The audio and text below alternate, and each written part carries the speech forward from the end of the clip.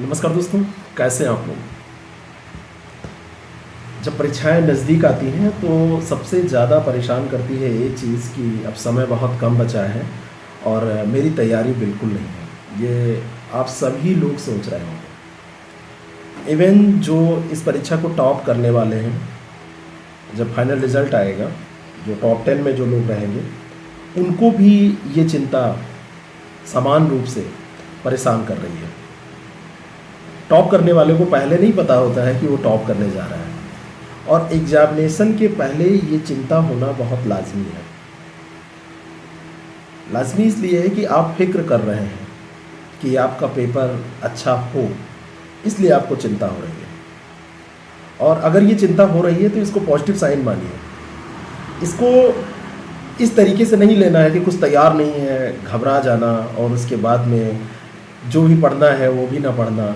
जो तैयार है वो भी गड़बड़ हो जाता है अगर आप घबराने लगते हैं। जितना आपने पढ़ा है उस पर यकीन रखिए। लास्ट समय में जितना आपने नोट किया है, जितना आपने पेपर सॉल्व किए हैं, जो टॉपिक आपने रिवाइज किए हैं, उनको फिर से रिवाइज करिए। करंट अफेयर्स से प्रश्न पूछे जाते हैं। कई बार आप लोग साल भर पढ़ते रहते हैं, कई बार इकट्ठा पढ़ते हैं, बहुत सारी पत्रिकाएं हैं उनके माध्यम से। और आईएएस प्रेप के द्वारा भी पूरा मटेरियल आपको करंट अफेयर का क्वेश्चन आंसर फॉर्म में दिया गया है। क्वेश्चन आंसर फॉर्म के साथ में एक ऐसा भी मटेरियल है जिसमें व्याख्या सहित दिया गया है। जो भी आपने पढ़ रखा है उन चीज़ों को फिर से रिवाइज करिए, उन चीज़ों को बार बार आप रिवाइज कर डालिए। अंत समय में कन्फ्यूज़न जो क्रिएट करती हैं चीज़ें वो यही होती हैं कि आपने एक बार पढ़ा और दोबारा उसको उठा के नहीं देखा। चिंता करने से ज़्यादा ज़रूरी है चिंतन करना, और चिंतन उन्हीं चीज़ों पर जिसको आपने पढ़ रखा है। और अगर ये काम आप कर ले गए तो जो पेपर आएगा, जो आपने पढ़ा है उस मुताबिक आप उसको करेंगे तो वो अच्छा ही होगा। यकीन मानिए, खुद पर अगर आपका विश्वास रहा तो पेपर कठिन आएगा तो सबके लिए कठिन आएगा, सरल आएगा तो सबके लिए सरल आएगा।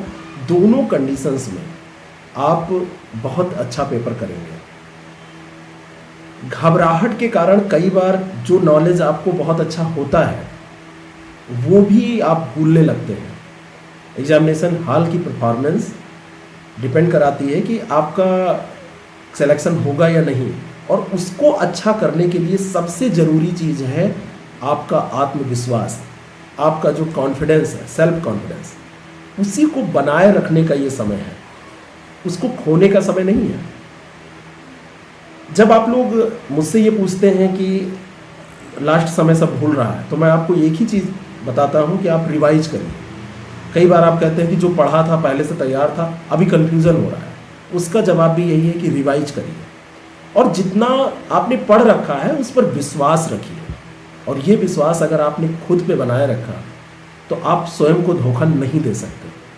आप अपनी कभी ऐसी स्थिति में आइए, सोचिए कि आप अपना नुकसान चाहते हैं तो आपके अंदर से आवाज़ आएगी, नहीं, खुद का नुकसान तो हम नहीं चाहते। खुद का नुकसान कोई नहीं चाहता है। और ये खुद का नुकसान तब नहीं होगा जब आप अपने अंदर की चीज़ों को, जो आपने पढ़ रखा है, उसको इस तरीके से रिवाइज करके जाएंगे, इस तरीके से प्रैक्टिस करके जाएंगे कि जब वो सामने आए तो आपका दिमाग तुरंत कहे कि हाँ ये सही है। और इसके लिए सबसे ज़्यादा ज़रूरी है खुद पर यकीन रखना। ले दे के बात अंत में एग्ज़ाम को पास करने में यही आ जाती है कि आपका विश्वास खुद पर कितना है। जो आपने सामग्री पढ़ी है, बहुत सारे लोगों ने पढ़ी है। जो आपने पेपर सॉल्व किया है, लगभग सभी लोग सॉल्व करके जाते हैं। जो आपने करंट अफेयर पढ़ा है, कहीं ना कहीं से सब लोग पढ़ते हैं, लेकिन पास सारे लोग नहीं होते। इसलिए क्योंकि पास वही लोग होते हैं जो खुद पर यकीन करके पेपर को अच्छा करते हैं। और ये सारा गेम एग्जामिनेशन हॉल तक चीज़ों को पहुंचाने का है। आप एक वाहक हैं जो फैक्ट्स को, कॉन्सेप्ट को एग्जामिनेशन हॉल तक लेके जाएंगे। अब आप कितना अच्छे से इसको वहन करते हैं, कितने अच्छे से इसकी ट्रांसपोर्टिंग कर पाते हैं, कितने बढ़िया से आप अपने नॉलेज का उपयोग कर पाते हैं, यही आपका हुनर है। तो यकीन मानिए कि खुद पर यकीन करेंगे तो उस यकीन को कोई डिगा नहीं सकता। और सफलता आपके हाथ में होगी। घबराइए नहीं, बस पढ़ते जाइए, रिवीजन करते जाइए, साथ में अपने स्वास्थ्य का भी ख्याल रखिए।